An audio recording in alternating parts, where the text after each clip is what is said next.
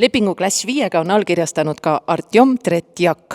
No palju õnne, matš ootab ees 24. oktoobril. Oled sa valmis? Tere, всем здравствуйте, я готов, я здесь, я заряжен. No vastane täna veel ei ole avalikustatud. Milline on sinu ettevalmistusperiood kuni klassini? Мы с моей командой делаем очень большую работу, мы готовы, мы готовимся. Я прошел очень отличные сборы в Литве, в Спарте под руководством отличного тренера Андриуса. Также я со своей командой тут. Мы делаем очень большой объем работы, спарринги, физические тренировки, все подряд. Так что ожидайте от меня неравнодушный и бескомпромиссный бой.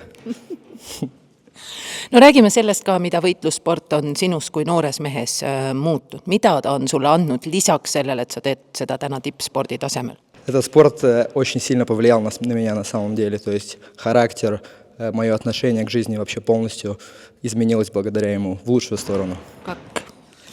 Я стал как бы более открытый для людей. Я чувствую себя увереннее намного в хорошем, как бы, в плане, в хорошем русле. Так что, безусловно, как бы спорт и гарант в общем и целом повлиял на меня очень сильно.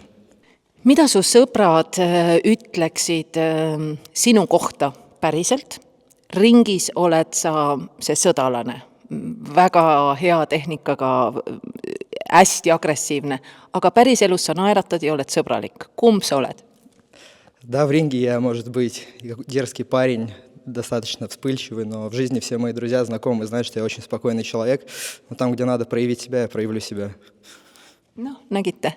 Vot, niimoodi nende võitlussportlastega ongi, et seda, mida me näeme ringis, seal on nad enesekindlad, see on tippsport, see on võitlussport, aga ringist väljas enamus nendest inimestest, nagu ka Artjom, on sõbralikud ja rõõmsameelsed inimesed, aga kui peaks tulema olukord, et on vaja kaitsta ennast või kedagi teist, siis ta seda ka teeb. Nii et näeme klassil, aitäh! Aitäh!